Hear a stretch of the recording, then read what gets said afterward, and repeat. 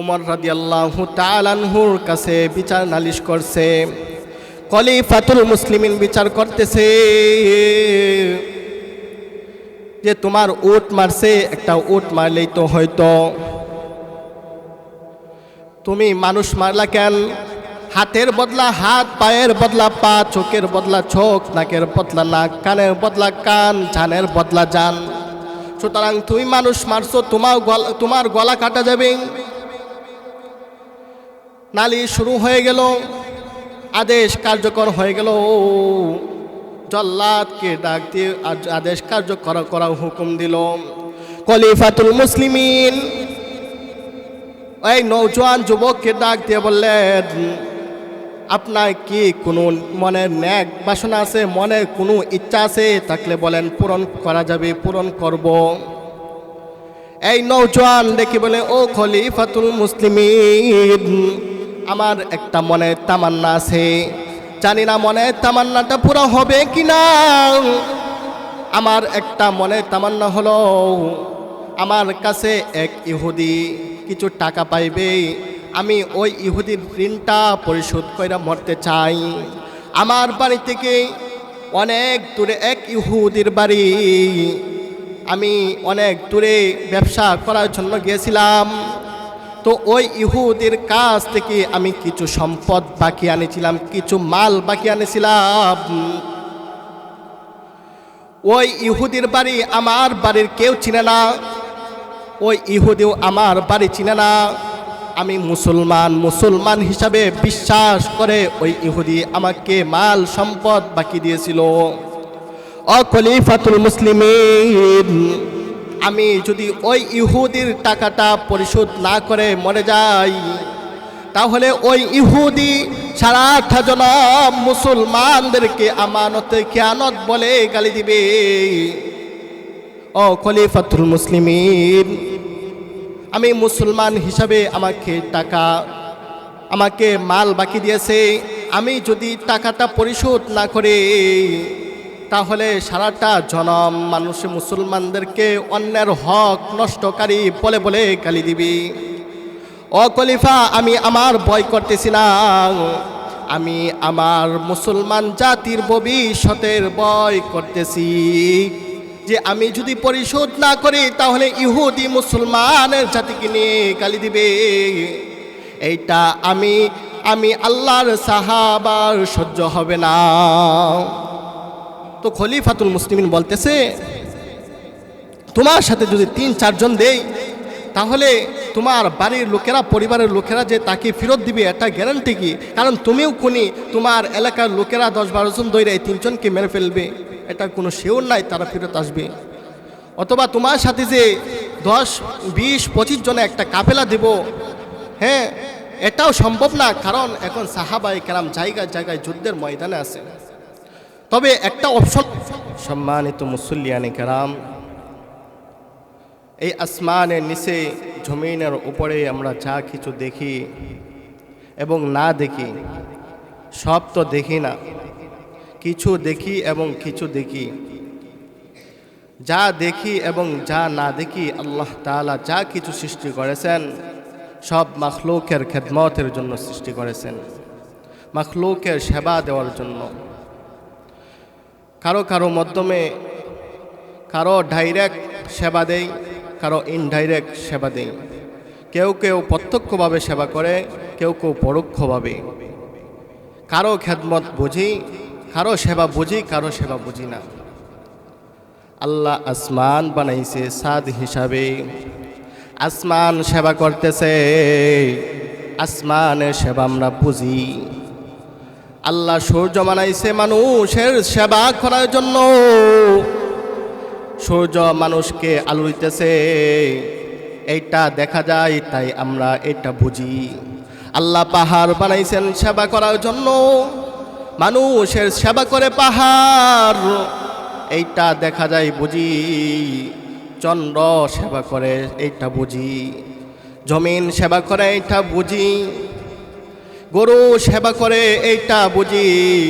কিন্তু আল্লাহ পাক এমন কিছু মাখলুকাত বানাইছে, এমন কিছু মাখলুকাত জমিনের মধ্যে বানাইছে, তারাও আমাদের সেবা করে কিন্তু আমরা দেখি না।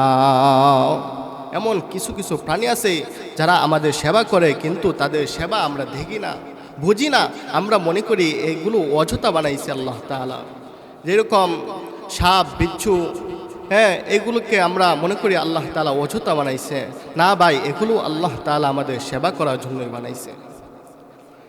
এক বুজুর্গ আল্লাহর ওলি নদী দিয়ে হাঁটতেছে, হঠাৎ করে দেখে একটা বিচ্ছু। তিনি চিন্তা করতে লাগলেন, এই বিচ্ছুটা কই যা দেখি। দেখার জন্য, বিচ্ছুটা দেখার জন্য তিনিও এই বিচ্ছুটা পিছনে পিছনে হাঁটতেছে। কিছুক্ষণ যাওয়ার পরে দেখে বিচ্ছুটা নদীর পাড়ে গেছে। নদীর পাড়ে যাওয়ার পর কিছুক্ষণের মধ্যেই একটা কচুরিপানা কাছে আসছে। আসার পরে দেখে কচুরিপানা উপরে লাফ দিয়ে পড়ছে। বুজুর্গ এটা দেখতেছে। কিছুক্ষণ পরে দেখে এই কচুরিপানাটাকে ঢেউয়ে বাইরাইয়া নদীর মাঝখানে নিয়ে যাইতেছে।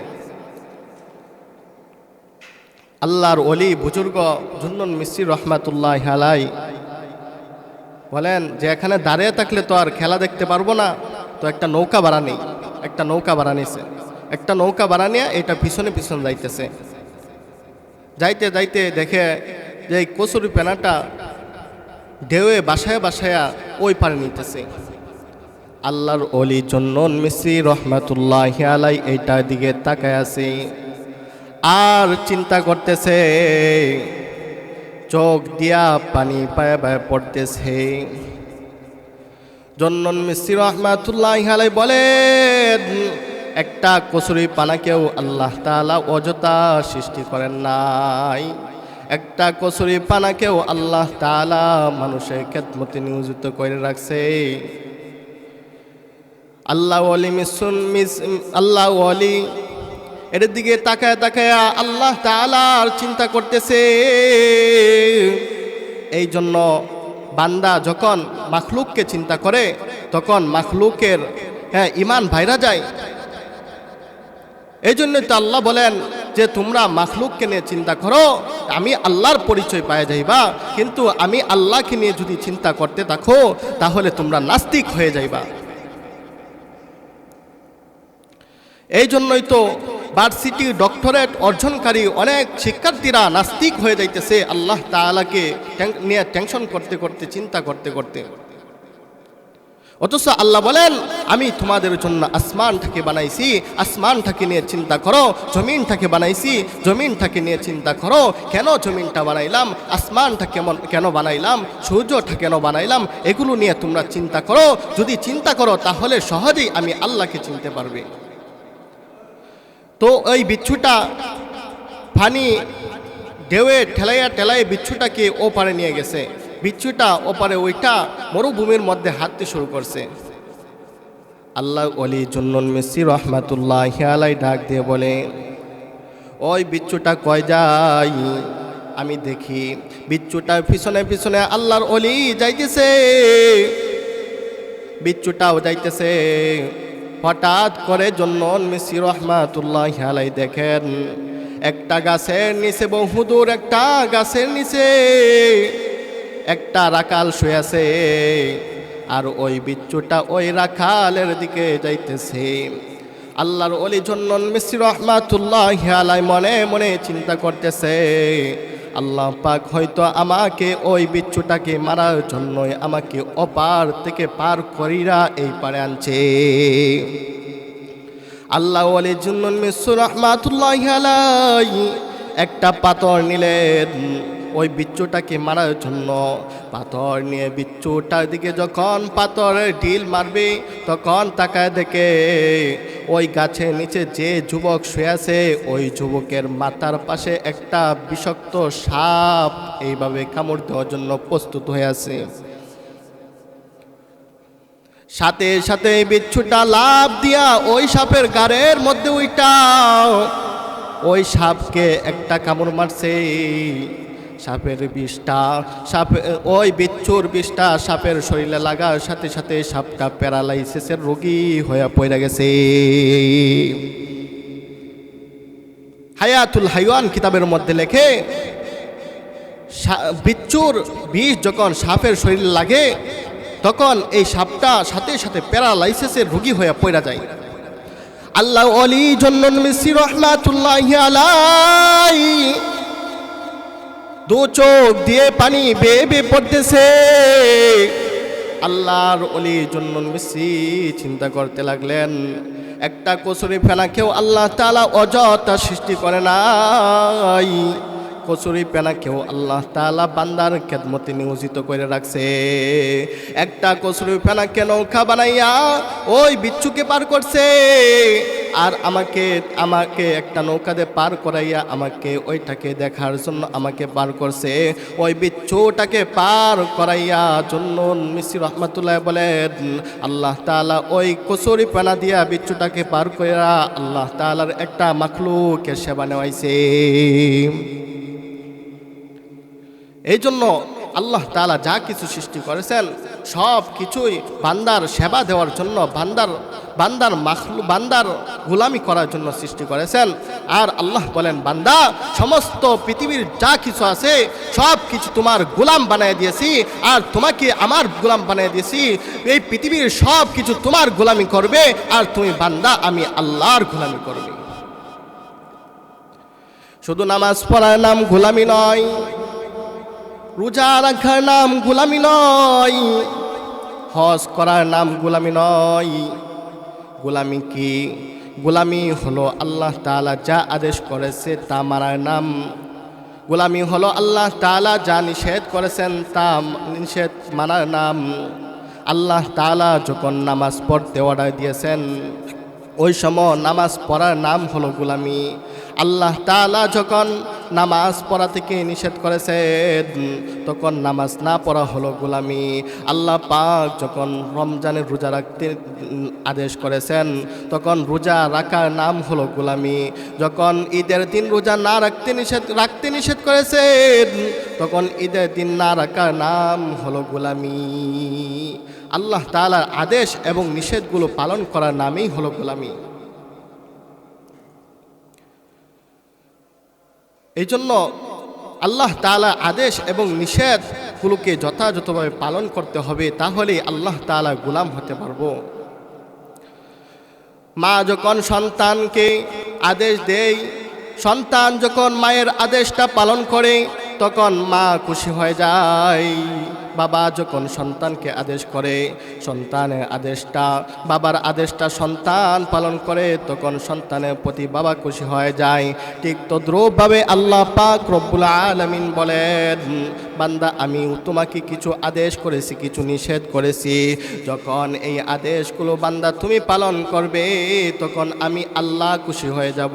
আর আমি আল্লাহ যে বান্দার প্রতি খুশি হয়ে যাব ওই বান্দার নামে জান্নাত হালাল হয়ে যাবে, জাহান্নাম হারাম হয়ে যাবে। এই জন্য আপনাদের সামনে 3টা আদেশ এবং 3টা নিষেধ সম্মিলিত একটা আয়াত তেলাওয়াত করেছি। এই আয়াতটার এত দাম, কুরআন শরীফে 6666টি আয়াত আছে। এই 6666টি আয়াতের মধ্যে সবচাইতে দামি আয়াত এই আয়াত সম্পর্কে বলেন। এই আয়াত সম্পর্কে তাফসিরে মাজহারিতে আল্লামা ফানিফুতি রহমাতুল্লাহি আলাইহি বলেন, আল্লাহ তাআলা যদি পয়গাম্বরের উপর একটা আয়াত নাজিল করতেন আর কোনো আয়াত নাজিল না করতেন, তাহলে এই আয়াতকে নিয়ে যদি পয়গাম্বর উম্মতে মুহাম্মাদের মিশন বাস্তবায়ন করার কাজ শুরু করে দিতেন, তাহলে উম্মতে মুহাম্মাদের মিশন বাস্তবায়ন করতে এই একটা আয়াতই যথেষ্ট। এই আয়াতের মধ্যে 3টা আদেশ এবং 3টা নিষেধ রয়েছে। যে ব্যক্তি এই 3টা আদেশকে পালন করতে পারবে এবং 3টা নিষেধ থেকে বিরত থাকতে পারবে, আল্লাহ পাক বলেন সে চরিত্রওয়ালা হয়ে যাবে, চরিত্রবান হয়ে যাবে।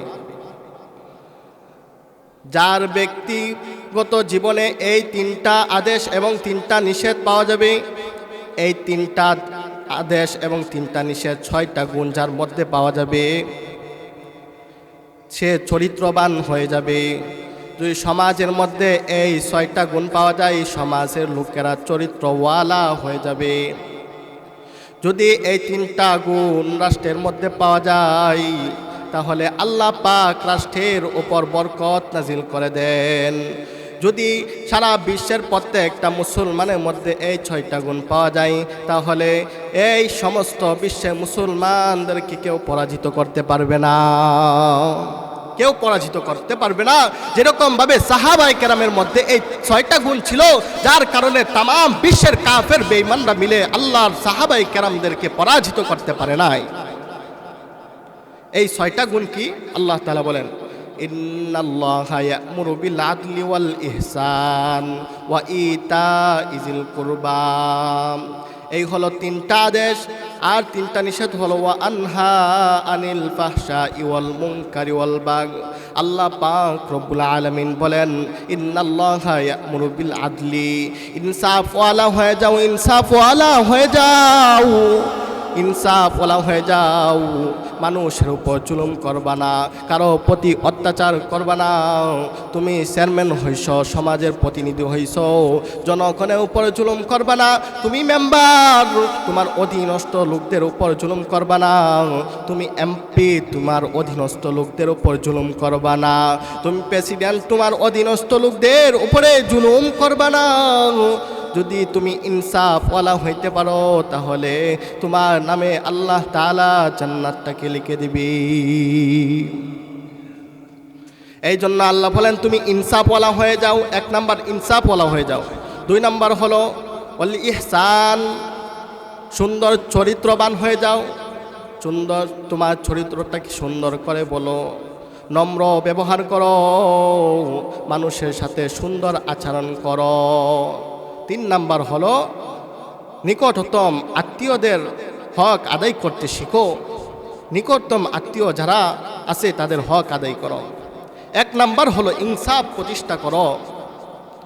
আজকে আমাদের সমাজের দিকে তাকাইলে সমাজের মধ্যে ইনসাফ নাই। আজকে থানার দিকে তাকাইলে থানার দিকে ইনসাফ নাই, জেলার দিকে ইনসাফ নাই, রাষ্ট্রীয়ভাবেও ইনসাফ নাই। আর ইনসাফ থাকবই বা কীভাবে? যে দেশে আলেম ওলামাদের উপরে জুলুম করা হয়, নির্যাতন করা হয়, সেই দেশে ইনসাফ কীভাবে প্রতিষ্ঠিত হবে? নির্দোষ আলেম ওলামাদের উপরে নির্যাতন করা হইতেছে, অত্যাচার করা হইতেছে, আলেমদেরকে এমনভাবে অত্যাচার করা হইতেছে, চোরদেরকেও, ডাকাতদেরকেও, জিনাখোরদেরকেও, মদখোরদেরকে এরকমভাবে অত্যাচার করা হয় না। আজকে আলেমদেরকে জেলখানায় ওঠানো হইতেছে, হাতের মধ্যে হ্যান্ডকাপ লাগাইয়া, পায়ের মধ্যে বেরি পরাইয়া, ঘোড়ার রশি দিয়া টাইনা এই আলেম উলামাদেরকে জেলখানায় উঠাইতেছে। অথচ একটা চোর, একটা ডাকাত, একটা জিনাখোরকে জেলখানায় উঠাইতেছে সম্মানের সাথে এই জিনাখোরদেরকে জেলখানায় উঠাইতেছে, আদালতে উঠাইতেছে। কিন্তু দেখা যাইতেছে একটা আলেমকে বেইজ্জতি কইরে, অসম্মানী কইরে আদালতে উঠাইতেছে। একজন নবীন আলেম মাওলানা রফিকুল ইসলাম মাদানী, শিশু যুবক আলেম, ওনার কি দোষ, কি অপরাধ? ওনার 2 হাতের মধ্যে হ্যান্ডকাপ, পায়ের মধ্যে বেরি এবং কোমরের মধ্যে রশি দিয়ে ঘোড়ার মতো টাইনা নিতেছে। আজকে আফসোস লাগে, দিনের পর দিন আলেম ওলামাদেরকে নির্যাতন করতেছে, অত্যাচার করতেছে। এরে মুসলমান, এই আলেমদেরকে যতক্ষণ পর্যন্ত নির্যাতন করা হবে, অত্যাচার করা হবে, ততক্ষণ পর্যন্ত এই সমাজে ইনসাফ প্রতিষ্ঠা হবে না। যতক্ষণ পর্যন্ত এই সমাজে ইনসাফ প্রতিষ্ঠা হবে না, ততক্ষণ পর্যন্ত এই সমাজে শান্তিও ফিরে আসবে না। এই জন্য এই সমাজে শান্তি ফিরে আসতে হলে আলেমদের উপর নির্যাতনকে বন্ধ করতে হবে, আলেমদের উপর অত্যাচারকে বন্ধ করতে হবে। আজকে আলেমদের উপর এইভাবে অত্যাচার করা হইতেছে, জাহিলি যুগকেও হার মানাইতেছে। আজকে যারা আলেমদের উপর নির্যাতন করতেছে তাদেরকে আমি বলতে চাই, ফেরাউনও হযরত মুসা আলাইহিস সালামের উপর নির্যাতন করেছিলেন কিন্তু টিকতে পারে নাই। নমরুদ ইব্রাহিম আলাইহিস সালামের উপর নির্যাতন করেছিলেন, অত্যাচার করেছে কিন্তু টিকতে পারে নাই। আল্লাহর রাসূলকে মক্কার কাফেররা বেঈমানরা নির্যাতন করেছিলেন, আল্লাহর পয়গম্বরকে নিয়ে কটূক্তি করেছিলেন, আল্লাহর পয়গম্বরকে দুনিয়া থেকে বিদায় করার চেষ্টা করেছিলেন কিন্তু তারা টিকতে পারে নাই। আল্লাহ পয়গম্বরকে আবুল হাব বলেছিলেন তাব্বাত লাকা ইয়া মুহাম্মদ, কিন্তু আল্লাহ তাআলা বলেন তাব্বাত ইয়াদা আবি লাহাব ওয়া তাব, হে আবুল হাব তুমি ধ্বংস হয়ে যাও, তুমি ধ্বংস হয়ে যাও। আবু জাহেল বলেছিলেন ইন্না শানিআকা হুয়াল আবতার, হে মুহাম্মদ তোমার বংশ নির্বংশ হয়ে যাক। আল্লাহ বলেন ইন্না শানিআকা হুয়াল আবতার, হে আবু জাহেল তোমার বংশ নির্বংশ হয়ে যাক। হে মুসলমান, এই জন্য যারা আল্লাহর রাসূলকে যারা কটূক্তি করেছিল, আল্লাহর রাসূলকে যারা নির্বংশ করে দেওয়ার চেষ্টা করেছিল, আজকে তাদের বংশ নির্বংশ হয়ে গেছে। তাদেরকে বলতে চাই, যদি তোমরা আল্লাহর রাসূলের আল উলামা ওয়ারাসাতুল আম্বিয়া ওয়ারিসদের উপর এইভাবে নির্যাতন করো, দেখবা তোমাদের বংশ নির্বংশ হয়ে যাবে, কুকুরও তোমাদের নাম নেবে না। এই জন্য নির্যাতনকে বন্ধ করতে হবে, আলেম উলামাদেরকে ভালোবাসতে হবে, আলেম উলামাদের সোহবতে আসতে হবে। এই জন্য এক নাম্বার কি ইনসাফ প্রতিষ্ঠা করতে হবে, ইনসাফ প্রতিষ্ঠা করতে হবে। ইনসাফ কিভাবে প্রতিষ্ঠা করব? সাহাবাদের নীতি অবলম্বন করতে হবে। এক নওজোয়ান যুবক তার বাড়ি থেকে মদিনাতুল মুনাওয়ারা 350 মাইল, সে মদিনায় যাবে নিয়ত করছে, মদিনা দিকে রওনা হয়েছে। 350 মদিনা যাইতে হলে 350 মাইল পাড়ি দিতে হবে। রাস্তা আগের দিনের রাস্তা বেশি একটা ভালো ছিল না, পাথর, পাহাড়ি অঞ্চল, জঙ্গল, বরফ, এইগুলো পাড়ি দিয়ে 350 মাইল যদি পাড়ি দিতে পারে তা হলো মদিনাতুল মুনাওয়ারা। তো যেহেতু রাস্তা খারাপ, এই জন্য মদিনাতুল মুনাওয়ারা যাইতে অনেক সময় লেগে যায়, সপ্তাহের পর সপ্তাহ, দিনের পর দিন লেগে যায়। বেচারা রওনা হয়েছে, প্রায় 350 রাস্তার মধ্যে 150 কিলো চলে গেছে।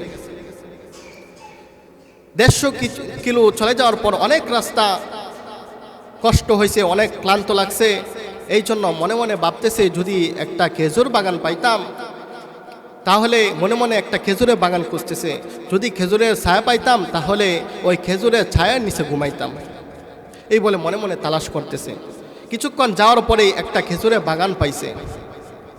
ওই খেজুরের বাগানের মধ্যে ঢুইকা তার গোড়াটা একটা গাছের সঙ্গে বাইদা সে শুয়ে পড়ছে। অনেক দূর থেকে আইছে, অনেক পরিশ্রান্ত, অনেক কষ্ট করে আসছে, এই জন্য শোয়া মাত্রই সাথে সাথে ঘুম আইসা পড়ছে।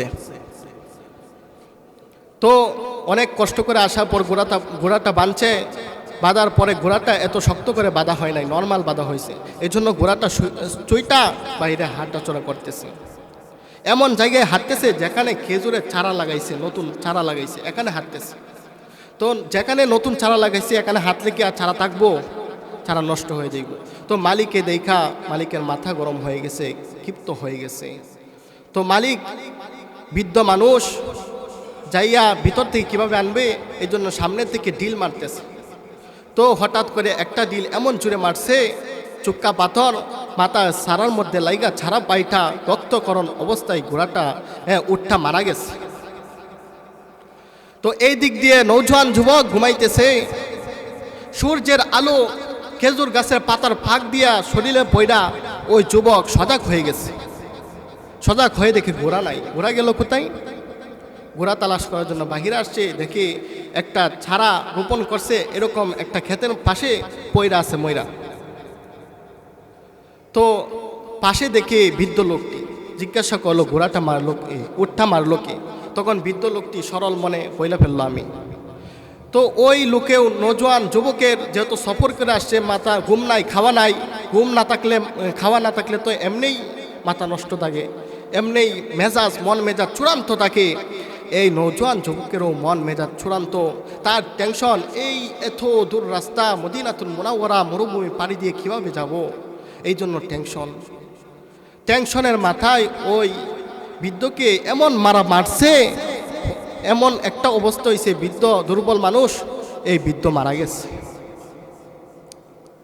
মারা যাওয়ার পরে অনুশোচনা আসছে ওই লোকটা, কি করলাম। মুসলমান যদি কোনো অপরাধ করে তাহলে মুসলমানের অনুশোচনা আসা চাই। যেমন বউ তালাক দেওয়ার পরে অনেকে অনুশোচনা আসে, এই কি করলাম, কি করলাম, কামটা কি করলাম। তো হুজুরের কাছে দৌড়াইয়া যায়, যা বলে যে হালাল করে দিন, হালাল করে দিন, আছে না, এরকম আছে। তো ওই যুবকেরও অনুশোচনা আসলো, কি করলাম, হাসরের ময়দানে আল্লাহর আদালতে আমি কি খুনি হয়ে দাঁড়াবো। টেনশন ঢুকে গেছে, ভয় লাগতেছে। তো খুন করে আর যায় না, দাঁড়ায় রয়েছে, এখানেই দাঁড়ায় রয়েছে, আর যায় না, ভয় ঢুকে গেছে। বিকালবেলা ওই বৃদ্ধর 2 সন্তান খেজুর বাগানে আইছে বাবার সন্ধানে। দেখে বাবার লাশটা পড়ে রয়েছে, পাশে মরা একটি উট দেখা যায়। নওজোয়ান একটা যুবক পাশে দাঁড়ায় রয়েছে। 2 ভাই 2 সন্তান নওজোয়ান যুবককে দেখে বলে, ও ভাই, ও যুবক ভাই, তুমি কি জানো আমার পিতাকে কে মারলো, কে হত্যা করলো। নওজোয়ান যুবক বলে, আমি মুসাফির, আমি মাইরা ফেলছি, আমি মুসলমান। কই তুমি মারছো, আবার দাঁড়াই রইছো, তুমি পালাও নাই। বলে না, পালাই নাই, মাথা গরম, রাগের মাথায় মারা ফেলছি, আমি আসামি হয়ে গেছি। ভাইজান, আমার তো মনে হয় তোমরাও মুসলমান। আমি তোমার বাবাকে হত্যা করেছি, তোমাদের হাতে ধরা দিয়েছি, কারণ আমি তোমার বাবার খুনি। সুতরাং ভাই, শরীয়ী আদালতে চলো যাই, দুনিয়ার অপরাধের বিচার দুনিয়াতেই হয়ে যাক। দুনিয়ার অপরাধের শাস্তিটা আমি আখিরাতে পাইতে চাই না, দুনিয়ার অপরাধের শাস্তিটা আমি দুনিয়াতেই পাইবার চাই। বাইরে চলো, শরীয়ী দুনিয়ার আদালতে যাই। এখান থেকে পালায়ন করে আল্লাহর আদালতে হাসরের ময়দানে আমি দাঁড়াইবার চাই না। তো যুবকেরও মাথা নষ্ট, 2 সন্তানেরও মাথা নষ্ট, বাবা হারাইছে, মাথা নষ্ট। তো তারা এই যুবককে নিয়ে মদিনার দিকে রওনা হয়েছে খলিফাতুল মুসলিমিন উমর রাদিয়াল্লাহু তাআলা আনহুর কাছে। উমর রাদিয়াল্লাহু তাআলা আনহুর কাছে বিচার নালিশ করছে। খলিফাতুল মুসলিমিন বিচার করতেছে যে তোমার উট মারছে, একটা উট মারলেই তো হয়তো, তুমি মানুষ মারলা কেন? হাতের বদলা হাত, পায়ের বদলা পা, চোখের বদলা চোখ, নাকের বদলা নাক, কানের বদলা কান, জানের বদলা জান। সুতরাং তুমি মানুষ মারছো, তোমার গলা কাটা যাবে। নালিশ শুরু হয়ে গেল, আদেশ কার্যকর হয়ে গেল। জল্লাদকে ডাক দিয়ে আদেশ কার্যকর করার হুকুম দিল।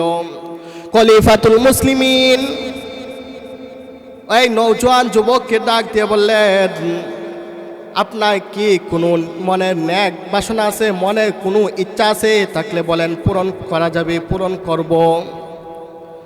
এই নওজোয়ান দেখি বলে, ও খলিফাতুল মুসলিমিন, আমার একটা মনের তামান্না আছে, জানি না মনের তামান্নাটা পুরো হবে কিনা। আমার একটা মনের তামান্না হলো, আমার কাছে এক ইহুদি কিছু টাকা পাইবে, আমি ওই ইহুদির ঋণটা পরিশোধ করে মরতে চাই। আমার বাড়ি থেকে অনেক দূরে এক ইহুদির বাড়ি, আমি অনেক দূরে ব্যবসা করার জন্য গিয়েছিলাম। তো ওই ইহুদির কাছ থেকে আমি কিছু সম্পদ বাকি আনেছিলাম, কিছু মাল বাকি আনেছিলাম। ওই ইহুদির বাড়ি আমার বাড়ির কেউ চিনে না, ওই ইহুদিও আমার বাড়ি চিনে না। আমি মুসলমান হিসাবে বিশ্বাস করে ওই ইহুদি আমাকে মাল সম্পদ বাকি দিয়েছিল। ও খলিফাতুল মুসলিমিন, আমি যদি ওই ইহুদির টাকাটা পরিশোধ না করে মরে যাই, তাহলে ওই ইহুদি সারাটা জনম মুসলমানদেরকে আমানতে খেয়ানত বলে গালি দিবে। ও খলিফাতুল মুসলিমিন, আমি মুসলমান হিসাবে আমাকে টাকা, আমাকে মাল বাকি দিয়েছে, আমি যদি টাকাটা পরিশোধ না করে তাহলে সারাটা জনম মানুষ মুসলমানদেরকে অন্যের হক নষ্টকারী বলে বলে গালি দিবি। ও খলিফা, আমি আমার ভয় করতেছি না, আমি আমার মুসলমান জাতির ভবিষ্যতের ভয় করতেছি যে আমি যদি পরিশোধ না করি তাহলে ইহুদি মুসলমানের জাতিকে নিয়ে গালি দিবে। এইটা আমি আল্লাহর সাহাবার সহ্য হবে না। তো খলিফাতুল মুসলিমিন বলতেছে, তোমার সাথে যদি 3-4 জন দেই তাহলে তোমার বাড়ির লোকেরা, পরিবারের লোকেরা যে তাকে ফেরত দিবে এটা গ্যারান্টি কি? কারণ তুমিও খুনি, তোমার এলাকার লোকেরা 10-12 জন দইরে এই 3 জনকে মেরে ফেলবে, এটা কোনো শিওর নাই তারা ফেরত আসবে। অথবা তোমার সাথে যে 10-20-25 জনে একটা কাফেলা দেব, হ্যাঁ এটাও সম্ভব না, কারণ এখন সাহাবায়ে কেরাম জায়গায় জায়গায় যুদ্ধের ময়দানে আছে। তবে একটা অপশন দিও কে তুমি আমার কাছে আমানত রেখে যেতে পারো, যদি তোমার সঠিক সময়ে আসতে পারো তাহলে তোমাকে ফাঁসি কাস্টে ঝোলানো হবে, যদি তুমি সঠিক সময়ে আসতে না পারো তাহলে তোমার ওই আমানতদারি তোমার আত্মীয়কে ফাঁসি কাস্টে ঝোলানো হবে। ওই যুবক ডাক দিয়ে বলে, ও খলিফাতুল মুসলিমিন, আমি মদিনার এক অপরিচিত যুবক, এই মদিনায় আমার কোনো ভাই নাই, আমার বাবা নাই, আমার মা নাই, আমার কোনো আত্মীয় স্বজন নাই। ও খলিফাতুল মুসলিমিন, এই মদিনায় যদি আমার বাবা থাকতো তাহলে আমার বাবা আমার জামিন নিত, এই মদিনায় যদি আমার মা থাকতো তাহলে মা আমার জামিন নিত, এই মদিনায় যদি আমার একটা ভাই থাকতো তাহলে ভাই চাইতো না আমি ঋণ রাইকা মৃত্যুবরণ করে বইরা যাই, আমার একটা ভাই থাকলে ভাই আমার পক্ষ থেকে জামিন হইতো। ও খলিফাতুল মুসলিমিন, এই মদিনায় আমার কোনো ভাই নাই, মদিনায় আমার বাবা নাই, মদিনায় আমার মা নাই, সুতরাং আমার কোনো আত্মীয় স্বজন নাই, সুতরাং আমার জামিনও কেউ হবে না। ও খলিফাতুল মুসলিমিন, আপনি আপনার বিচারের রায় কার্যকর করেন, আমাকে ফাঁসি কাস্টে ঝুলাই দেন, কারণ আমার কোনো আত্মীয় নাই, আপনি যে শর্ত দিচ্ছেন এই শর্ত পূরণও হবে না। এই মুহূর্তে আদেশ কার্যকর করা হবে। জল্লাদকে ডাক দিয়ে হুকুম করা হলো যে আদেশ কার্যকর করো। এই দিক দিয়ে এক সাহাবী 2 হাত উঁচু করে খলিফাতুল মুসলিমিনকে ডাক দিয়ে বলে, ও খলিফাতুল মুসলিমিন, থামুন থামুন থামুন, আমার ভাইকে আপনি ছুটি দিয়ে দেন, আমার ভাইয়ের পরিবর্তে আমি আল্লাহর পয়গাম্বরের রাসূলের সাহাবী জামিন হয়ে গেলাম। এক সাহাবী ওই যুবকের জামিন হয়ে গেছে। কে জামিন হয়েছে তার নাম কি? তার নাম হলো হযরতে আবু যর গিফারি রাদিয়াল্লাহু তাআলা আনহু। সাধারণ কোনো সাহাবী নয়, আল্লাহর পয়গাম্বরের খাদেম ছিলেন, সারাটা জনম আল্লাহর পয়গাম্বরের খেদমত করেছেন, কিন্তু নিজের ঘর বাড়ি বানানোর সময়টুকু পান নাই।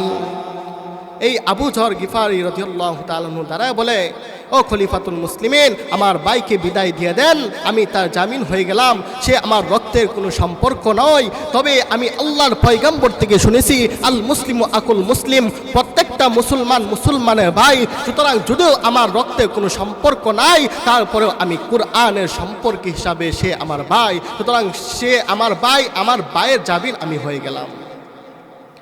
তখন ওই খলিফাতুল মুসলিমিন ওই নৌজওয়ান যুবককে সময় দিয়া দিলেন, তুমি অমুক মাসের আরবি মাসের প্রথম 1 তারিখে শুক্রবারে জুমা নামাজ পড়বা, আর যদি জুমা নামাজ না পড়তে পারো, জুমা নামাজের পরে তোমাকে না পাই, জুমা নামাজের পরে তোমাকে ফাঁসি কাস্টে ঝুলানো হবে, তোমাকে যদি না পাই তাহলে তোমার যে ভাই জামিন হয়েছে হযরত আবু যর গিফারি রাদিয়াল্লাহু তাআলা আনহুকে ফাঁসি কাস্টে ঝুলানো হবে। এই দিক দিয়ে যে 2 ভাই বিচার দায়ের করছিলেন, এই 2 ভাইকে ডাক দিয়ে বললেন যে তোমরা আপনারা চলে যান, আবার 1 তারিখে আসবেন, আপনারা বিচার নালিশ করবেন, দায়ের করবেন। যদি সে না আসে তাহলে আবু জরের কল্লা কাইটা হলেও আপনার বিচার আপনাকে দেওয়া হবে। এই দিক দিয়ে যুবক চলে গেছে ইহুদির বাড়িতে। ইহুদির বাড়িতে ঋণ পরিশোধ কইরা যুবক বাড়িতে চলে আসে। যুবক আয়েশা সুন্দর সুন্দর পোশাকগুলো পরিধান করতেছে। যুবক আয়েশা সুন্দর সুন্দর পোশাকগুলো পরিধান করতেছে, আতর গোলাপ লাগাইতেছে, একটা দ্রুতগামী উটকে প্রস্তুত করছে।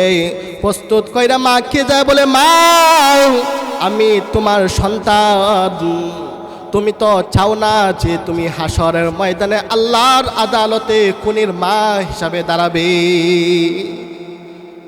সারা জনম আমার খেদমত করেছো তুমি, ও মা তোমার খেদমত আমি করতে পারি না। ও মা ঘর থেকে যখনই বের হয়েছি তোমার কাছ থেকে বিদায় নিয়ে গেছি, আবার করে ফিরাইছি। ও মা আজকে একটা বিদায়, এমন একটা বিদায় নিবার চাই, মারে জীবন জিন্দিগির শেষ বিদায়। ও মা জিন্দিগির শেষ বিদায় নিতেছি গো মা। মদিনায় চললাম পাক পবিত্র হওয়ার জন্য। ও মা তোমার দুইটা হাত আমার মাথায় দিয়া জীবনের জিন্দিগির শেষ দোয়াটা কইরা দাও। ও মা তোমার হাতে জিন্দিগির শেষ লোকমাটা খাওয়ায় দাও। তোমার ছেলে সন্তান মদিনায় রওনা হয়েছে পাক পবিত্র হওয়ার জন্য। তোমার সন্তান আর কখনো তোমার সামনে তোমার দরবারে আর হাজির হবে না। বাবাকে যায় বলে, বাবা গো, ও বাবা দেন আপনার বুকটা আগায়া দেন। এই বুকের মধ্যে কত শোয়াইছেন, কত বুকের সাথে একসাথে নিয়ে চড়ায় ঘুমাইছেন। ও বাবা দেন আপনার বুকটা দেন, আজকে শেষবারের মতো আমি আমার বুকটা আপনার বুকের সাথে মিলাইয়া নেই। যুবক বাবা মার কাছ থেকে অনুমতি নিয়া চলে গেছে মদিনায়। এই দিক দিয়ে শুক্রবার 1 তারিখ হয়ে গেছে, জুমার আজান হয়ে গেছে। খলিফাতুল মুসলিমিন উমর রাদিয়াল্লাহু তাআলা আনহু নিজে জুমার জামাতের নামাজ আদায় করলেন, পড়াইলেন। পড়ানোর পরে দেখে এই যুবক আসে নাই। এই দিক দিয়ে আবু যর গিফারির বাড়িতে চিঠি বার্তাবাহক দিয়ে চিঠি পাঠাইছে, ও আবু যর জীবনে শেষ জুমা পড়ার জন্য মসজিদে নববীতে চলে আসেন, আপনার মনে হয় এই জুমাটাই জীবনের শেষ জুমা। আবু যর রাদিয়াল্লাহু তাআলা আনহু জীবনের শেষ জুমা পড়ার জন্য প্রস্তুতি নিয়ে মসজিদে নববীতে চলে আইছে। নামাজ পড়ার পর বিচার দায়ের হয়েছে, আবু যর গিফারিকে ফাঁসির কাস্টে ঝুলানো হবে, ফাঁসির কাস্টে ঝুলানো হবে। এই দিক দিয়া খলিফাতুল মুসলিমিনের 2 চোখ দিয়ে বায়া বায়া পানি পড়তেছে। সব সময় অপরাধীকে ফাঁসির কাস্টে ঝুলানো হয়। আজকে এমন একটা লোককে ফাঁসির কাস্টে ঝুলানো হইতেছে যার কোনো অপরাধ নাই, অন্যায় নাই। রাসূলের একজন দামি সাহাবী জল্লাদকে ডাক দিয়ে বললেন, জল্লাদ আবু যর গিফারির মৃত্যুদণ্ড কার্যকর করে দাও। এই আওয়াজটা মদিনার অলি গলিতে যখন সাহাবায়ে কেরামের কানের মধ্যে পৌঁছে গেছে, তখন মদিনার মধ্যে কান্নার রুল পড়ে গেছে। সাহাবায়ে কেরাম কাঁদতেছে। মদিনার মধ্যে কান্নার রুল পড়ে গেছে। কি হলো? এমন একটা দামি সাহাবাকে, জান্নাতের সার্টিফিকেট প্রাপ্ত একজন সাহাবীকে বিনা অপরাধে ফাঁসির কাস্টে ঝুলানো হইবে। সবাই কাঁদতেছে। মদিনার মধ্যে অস্থিরতা বিরাজ করছে। এমন মুহূর্তে এক যুবক ডাক দিয়ে বলে, ও খলিফাতুল মুসলিমিন দেখেন মদিনার ধুলা ভালুগুলো উঠতেছে, একটু অপেক্ষা করেন। কিছুক্ষণ পরে দেখে এক যুবক পাগলের বেশে ঘোড়া দৌড়াইয়া আসতেছে। ধুলা বালু মাকা শরীরে উমর রাদিয়াল্লাহু তাআলা আনহুর কাছে আয়েশা বলতেছে, ও খলিফাতুল মুসলিমিন, আমার গোরা চিনপুষ্টা ভেঙে যাওয়ার কারণে ও খলিফাতুল মুসলিমিন নির্ধারিত সময়ে আসতে পারি না। ও খলিফাতুল মুসলিমিন, পবিত্র হয়ে খবরে যাইতে চাই, নাপাক হয়ে খবরে যাইতে চাই না। এই জন্য 350 মাইল দূর থেকে দৌড়াইয়া আপনার মদিনায় চলে আসছি গো। ও খলিফাতুল মুসলিমিন, আমার নিষ্পাপ ভাই আবু যরকে নামায় দেন। আমি অপরাধী, গলার মধ্যে অপরাধের শাস্তিটা বোঝাটা আমাকে ঝুলাইয়া দেন।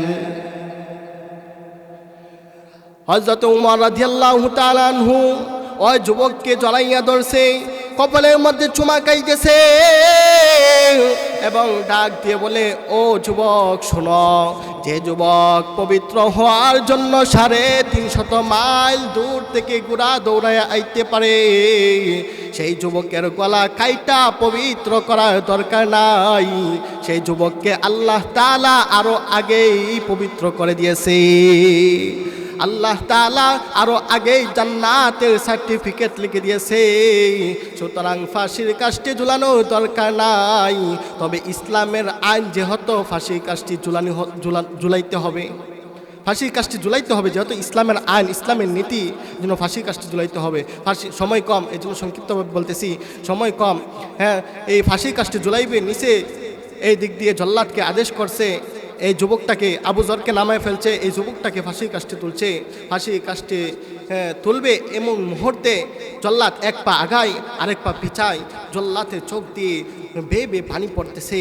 জল্লাদ বলে, আমি কত মানুষকে ফাঁসির কাষ্ঠে ঝুলাইছি, কত মানুষকে বিচারের মধ্যে আমি কল্লা উড়াইয়া দিছি, কিন্তু আমার কখনো মায়া লাগে নাই। কিন্তু আজকে এমন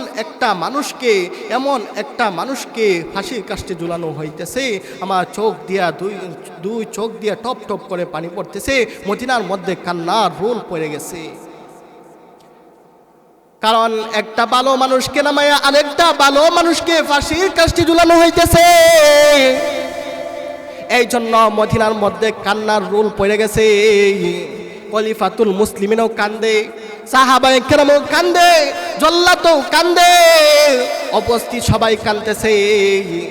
দুজন পাক এরকম একজন নির্দোষ মানুষকে ফাঁসির কাষ্ঠে ঝুলানো হবে।